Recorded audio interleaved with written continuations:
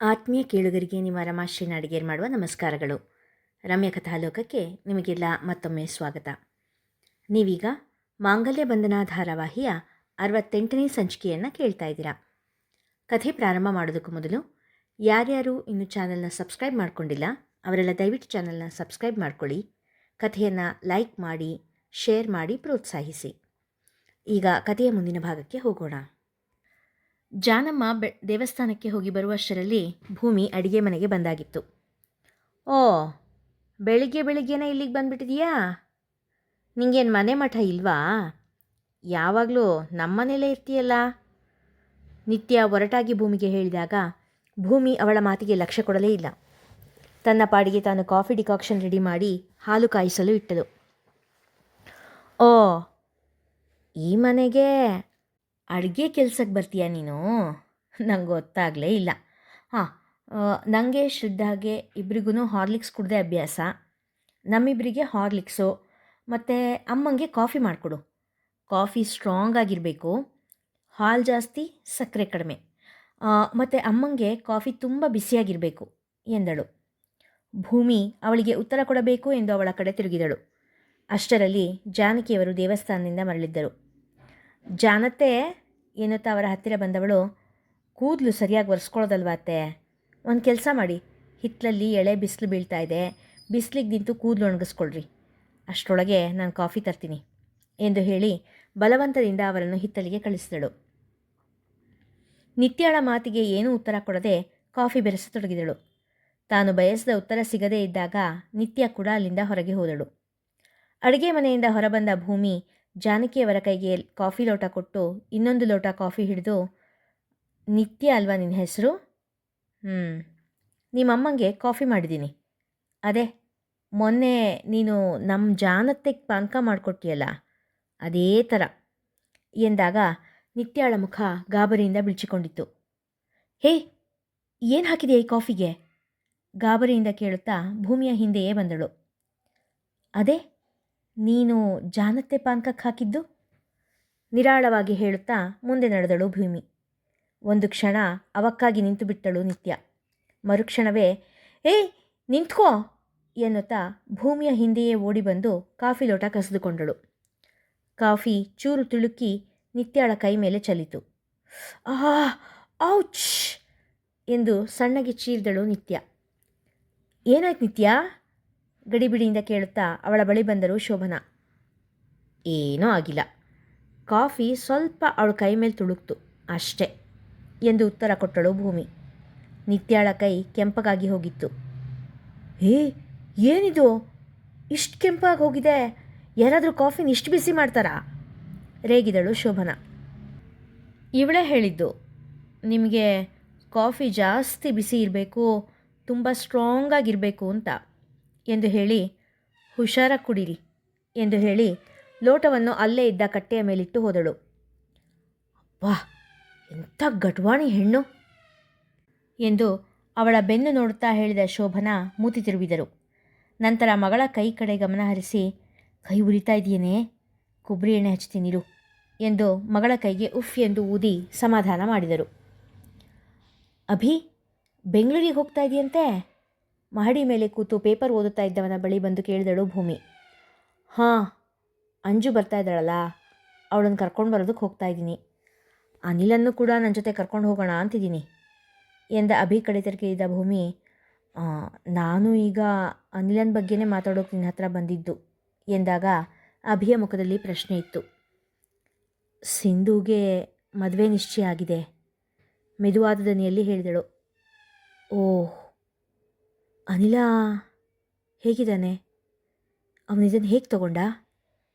ಅಭಿಯ ದನಿಯಲ್ಲಿ ಕಾಳಜಿ. ಒಳಗೊಳಗೆ ಕುಸಿದು ಹೋಗಿದ್ದಾನೆ, ಆದರೆ ತೋರಿಸ್ಕೊಳ್ತಾ ಇಲ್ಲ. ಹೊರಗೆ ತುಂಬ ಗಟ್ಟಿಯಾಗಿದ್ದೀನಿ ಅಂತ ತೋರಿಸ್ಕೊಳ್ತಾ ಇದ್ದಾನೆ. ಬೇಸರದಿಂದ ಹೇಳಿದವಳ ಮುಂಗೈಯನ್ನು ಭರವಸೆ ಕೊಡುವಂತೆ ಅದುಮಿ, ಯೋಚನೆ ಮಾಡಬೇಡ ಭೂಮಿ, ಕಾಲನೇ ಎಲ್ಲದಕ್ಕೂ ಮದ್ದು. ದಿನ ಕಳೀತಾ ಕಳೀತಾ ಅವನು ಎಲ್ಲ ಮರಿತಾನೆ, ಸ್ವಲ್ಪ ಸಮಯ ಕೊಡು ಅವನಿಗೆ ಎಂದು ಹೇಳುತ್ತಿರುವಾಗಲೇ ಕೆಳಗಡೆ ಏನೋ ಜೋರಾಗಿ ಗಲಾಟೆ ಕೇಳಿಸಲು ಇಬ್ಬರು ಮಹಡಿ ಇಳಿದು ಬಂದರು. ಅಪ್ಪ, ಹೋಗಿ ಬರ್ತೀನಿ, ಅಂಜು ಕೋದಂಡನನ್ನು ಅಪ್ಪಿ ಹೇಳಿದಳು. ಹುಷಾರ್ ಕಂದ, ನಾವು ಎಲ್ಲರೂ ಆದಷ್ಟು ಬೇಗ ಬರ್ತೀವಿ. ಕಣ್ಣೀರು ಮಿಡಿದರು. ಅಣ್ಣ ಅತ್ತಿಗೆ ಇಬ್ಬರಿಗೂ ಅಪ್ಪುಗೆ ನೀಡಿ ತಾನು ಎಂದೂ ಕಾಣದ ತನ್ನ ಹೆತ್ತವರ ತಾಯ್ನಾಡ ಕಡೆ ಹೊರಟಳು ಅಂಜು. ಈಗಾಗಲೇ ಎಷ್ಟೋ ದೇಶಗಳನ್ನು ಸುತ್ತಿ ಬಂದಿದ್ದರೂ ಭಾರತಕ್ಕೆ ಹೋಗುವ ಮನಸ್ಸು ಎಂದೂ ಮಾಡಿರದ ಹುಡುಗಿ ಇಂದು ಅನಿವಾರ್ಯವಾಗಿ ಮನಸ್ಸಿಲ್ಲದ ಮನಸ್ಸಿನಿಂದ ಹೊರಟಿದ್ದಳು. ಬಂಧುಗಳ ಭೇಟಿ ಮಾಡುವ ಇಚ್ಛೆ ಇಲ್ಲದಿದ್ದರೂ ಅಣ್ಣನ ಕರೆಗೆ ಓಗೊಟ್ಟಿದ್ದಳು. ವಿಮಾನ ಆಗಸಕ್ಕೆ ಇಳಿದಾಗ ಹುಟ್ಟಿ ಬೆಳೆದ ನಾಡನ್ನು ತೊರೆಯುತ್ತಿರುವ ದುಃಖ ಉಕ್ಕಿ ಬಂದಿತು. ಮತ್ತೆ ಈ ನೆಲಕ್ಕೆ ಕಾಲಿಡುವೆನೋ ಇಲ್ಲವೋ ಎಂಬ ಶಂಕೆ ಬಲವಾಗಿ ಮೂಡಿತು. ಅಜಯ್, ಕೋದಂಡ ಅವ್ರು ಬಂದು ಹೋದ್ಮೇಲೆ ಮುಕ್ತ ಅವರ ಆರೋಗ್ಯ ಇನ್ನೂ ಹದಗೆಟ್ಟಿದೆ. ಒಂದೊಂದೇ ಅಂಗಗಳು ಕಾರ್ಯನಿರ್ವಹಿಸೋದನ್ನು ನಿಲ್ಲಿಸ್ತಾ ಇದೆ. ವೈದ್ಯರು ಇರುವ ವಸ್ತುಸ್ಥಿತಿಯನ್ನು ಅಜಯನಿಗೆ ತಿಳಿಸಿದರು. ಇಷ್ಟು ದಿನ ನಮ್ಮ ಮಾತು ಅವ್ರ ಕಿವಿ ತಲುಪ್ತಾ ಇತ್ತು. ಆದರೆ ಈಗ ಅವರು ಅದಕ್ಕೂ ಕಿವಿಡರಾಗ್ಬಿಟ್ಟಿದ್ದಾರೆ. ನೋವಿನ ಅನುಭವ ಮಾತ್ರ ಆಗ್ತಾ ಇದೆ. ನಿಜ ಹೇಳಬೇಕು ಅಂದರೆ ಅವ್ರ ಸ್ಥಿತಿ ನೋಡಿದ್ರೆ ಎಂಥ ಕಲ್ಮನಸ್ಸಿನವ್ರಿಗೂ ಕೂಡ ಕರುಣೆ ಉಕ್ಕು ಬರೋ ಹಾಗಿದೆ ಎಂದು ನಿಟ್ಟುಸಿರು ಬಿಟ್ಟರು. ಅಜಯನಿಗೂ ಕೂಡ ತನ್ನ ಮನಸ್ಥಿತಿ ಕಂಡು ಸಂಕಟವಾಗಿತ್ತು. ಮನಸ್ಸು ಕಲ್ಲು ಮಾಡಿಕೊಂಡು, ಡಾಕ್ಟರ್, ಸಾಧ್ಯ ಆದರೆ ಅಮ್ಮನಿಗೆ ದಯಾಮರಣಕ್ಕೆ ಅವಕಾಶ ಇದ್ದರೆ, ಪೂರ್ತಿ ಹೇಳಲು ಕೂಡ ಆಗದೆ ಬಿಕ್ಕಿದ. ಡಾಕ್ಟರ್ ಅಜಯ್ ಹೆಗಲ ಮೇಲೆ ಕೈಯಿಟ್ಟು ಮೃದುವಾಗಿ ಒತ್ತಿ ಸಮಾಧಾನ ಮಾಡಿದರು. ನನಗೂ ಕೂಡ ಹೀಗೆ ಅನಿಸಿತ್ತು ಅಜಯ್.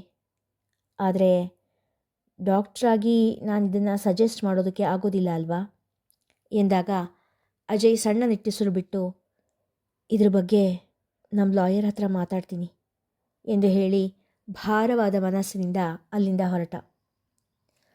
ನಾನು ದೇವ್ರ ಮೇಲೆ ಆಣೆ ಮಾಡ್ತೀನಿ, ಬೇಕಾದರೆ ಈ ಕಾಫಿಲಿ ಅವಳು ಏನೋ ಬೆರೆಸಿದಾಳೆ, ನಾನೇ ನನ್ನ ಕಣ್ಣಾರ ನೋಡಿದ್ದೀನಿ, ಸತ್ಯದ ತಲೆ ಮೇಲೆ ಹೊಡೆದಂತೆ ಹೇಳುತ್ತಿದ್ದಳು ನಿತ್ಯ. ಮಹಡಿ ಮೇಲಿಂದ ಎಳೆದು ಬಂದ ಭೂಮಿ ನಿತ್ಯಳ ಆಪಾದನೆ ಕೇಳಿ ಹುಸಿನಗುತ್ತಾ ನಿಂತಳು. ಅವಳ ಹಿಂದೆಯೇ ನಡೆದು ಬಂದ ಅಭಿ ಕಣ್ಣಿನಲ್ಲೇ ಏನು ನಡೀತಾ ಇದೆ ಇಲ್ಲಿ ಎಂಬಂತೆ ಹುಬ್ಬು ಏರಿಸಿ ಭೂಮಿಯ ಕಡೆ ನೋಡಿದ. ಒಂದು ಸಣ್ಣ ನಾಟಕ, ನೀವು ಸುಮ್ಮನೆ ತಮಾಷೆ ನೋಡ್ತಾ ಇರಿ ಅಷ್ಟೇ ಎಂದಳು ಭೂಮಿ. ನಿತ್ಯ, ಶ್ರದ್ಧಾ, ಶೋಭನಾ ಒಂದು ಕಡೆ ನಿಂತಿದ್ದರೆ ಯಶೋದಜ್ಜಿ, ಜಾನಕಿ ಒಂದು ಬದಿ ನಿಂತಿದ್ದರು. ನಿತ್ಯಾಳ ಕೈನಲ್ಲಿ ಭೂಮಿ ತಯಾರಿಸಿದ್ದ ಕಾಫಿ ಇತ್ತು.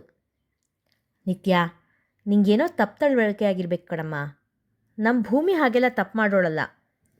ಅದರಲ್ಲೂ ನಿಮ್ಮ ಕಾಫಿಗೆ ಏನಾದರೂ ಬೆರೆಸೋದಕ್ಕೆ ಅವಳಿಗೆ ನಿಮ್ಮ ಮೇಲೆ ದ್ವೇಷ ಏನಾದರೂ ಇದೆಯೇ?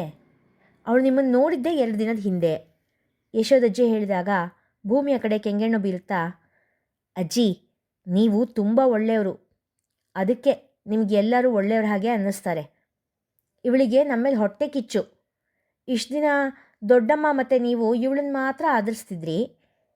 ಆದರೆ ಈಗ ನಿಮ್ಮ ಪ್ರೀತಿ ನಮ್ಮ ಮೇಲೆ ಹೆಚ್ಚು. ಈ ಮನೆಗೆ ವಾರಸುದಾರರಾಗಿ ನಾವು ಬಂದಿದ್ದೀವಿ, ಅದಕ್ಕೆ ಅವಳಿಗೆ ನಮ್ಮನ್ನು ಕಂಡ್ರೆ ಆಗಲ್ಲ. ನಿಮ್ಮ ಪ್ರೀತಿಗೆ, ನಿಮ್ಮ ಆಸ್ತಿಗೆ, ಎಲ್ಲದಕ್ಕೂ ಹಕ್ಕುದಾರರಾಗಿ ನಾವು ಬಂದಿದ್ದೀವಿ ಅಲ್ಲ, ಅದನ್ನು ಸಹಿಸ್ಕೊಳ್ಳೋದಕ್ಕಾಗ್ತಿಲ್ಲ ಇವಳಿಗೆ. ನಿತ್ಯಾಳ ಆರೋಪ ಕೇಳಿ ಅಭಿಯ ಮೈ ಉರಿದು ಹೋಯಿತು. ಏನು ಹೇಳ್ತಾ ಇದ್ದಾಳೆ ಹುಡುಗಿ ಎನ್ನುತ್ತಾ 2 ಹೆಜ್ಜೆ ಮುಂದೆ ಇಟ್ಟವನನ್ನು ಕೈ ಹಿಡಿದು ತಡೆದಳು ಭೂಮಿ. ಪ್ಲೀಸ್, ಇದರಲ್ಲಿ ನೀವು ಇನ್ವಾಲ್ವ್ ಆಗಬೇಡಿ, ನಾನು ನೋಡ್ಕೊಳ್ತೀನಿ, ನೀವು ಸುಮ್ಮನೆ ನೋಡ್ತಾ ಇರಿ ಅಷ್ಟೇ ಎಂದು ಹೇಳಿ ಜಾನಕಿಯವರ ಬಳಿ ನಡೆದಳು. ಬಂದ್ಲು ನೋಡಿ ನಿಮ್ಮ ಭೂಮಿ, ಅವಳನ್ನೇ ಕೇಳಿ ಈ ಕಾಫಿಗೆ ಏನು ಬೆರೆಸಿದಾಳೆ ಅಂತ ಸಿಟ್ಟಿನಲ್ಲಿ ಹೇಳಿದಳು ನಿತ್ಯ. ಏನಮ್ಮ ಇದೆಲ್ಲ? ನಮ್ಮ ಭೂಮಿ ಮೇಲೆ ನನಗೆ ನಂಬಿಕೆ ಇದೆ. ಅವಳು ಯಾವ ತಪ್ಪು ಕೂಡ ಮಾಡೋ ಹುಡುಗಿ ಅಲ್ಲ, ಸುಮ್ಮನೆ ಇನ್ನೊಬ್ಬರು ತಂಟೆಗೆ ಹೋಗೋಳು ಅಲ್ಲ ಎಂದರು ಜಾನಕಿ. ನಿತ್ಯಾಳ ಆರೋಪಕ್ಕೆ ಏನೂ ಉತ್ತರ ಕೊಡದೆ ಸುಮ್ಮನೆ ನಿಂತಿದ್ದಳು ಭೂಮಿ. ಹೇಳೆ ಭೂಮಿ, ಈ ಕಾಫಿಗೆ ಏನು ಬೆರೆಸಿದೀಯಾ? ಜೋರು ಮಾಡಿ ಕೇಳಿದಳು ಶೋಭನಾ. ಕಾಫಿ ಮಾಡೋದಕ್ಕೆ ಏನೇನು ಹಾಕಬೇಕೋ ಅದನ್ನೆಲ್ಲ ಹಾಕಿದ್ದೀನಿ ಎಂದು ಹೇಳುತ್ತಾ ನಿತ್ಯಾಳ ಕಡೆ ನೋಡಿ ಕಣ್ಣು ಮಿಟಕಿಸಿದಳು. ಇಲ್ಲ, ಇವಳು ಸುಳ್ಳು ಹೇಳ್ತಾ ಇದ್ದಾಳೆ, ಇವಳೇ ಹೇಳಿದ್ಲು ನನಗೆ ಎಂದು ಹೇಳಿ ತನ್ನ ಮಾತನ್ನು ಅರ್ಧದಲ್ಲೇ ನಿಲ್ಲಿಸಿಬಿಟ್ಟಳು ನಿತ್ಯ. ಏನು ಹೇಳಿದೆ ಅಂತ ಹೇಳಿ ನಿತ್ಯ? ಭೂಮಿ ನಸುನಗುತ್ತಾ ಕೇಳಿದಳು. ನಿತ್ಯ ಕೋಪದಿಂದ ಉರಿನೋಟ ಬೀರಿದಳು ಭೂಮಿಯ ಕಡೆಗೆ. ಭೂಮಿ ನಿಂಗೇನು ಹೇಳಿದ್ಲಮ್ಮ ಹೇಳು? ಯಶೋದಜ್ಜಿ ಕೂಡ ಕೇಳಿದರು. ನಿತ್ಯ ಉತ್ತರ ಕೊಡಲಾಗದೆ ಕೈ ಹಿಸುಕಿಕೊಂಡಳು. ಭೂಮಿ, ನೀನು ಅವಳಿಗೆ ಏನಾದರೂ ಹೇಳಿದ್ಯಾ?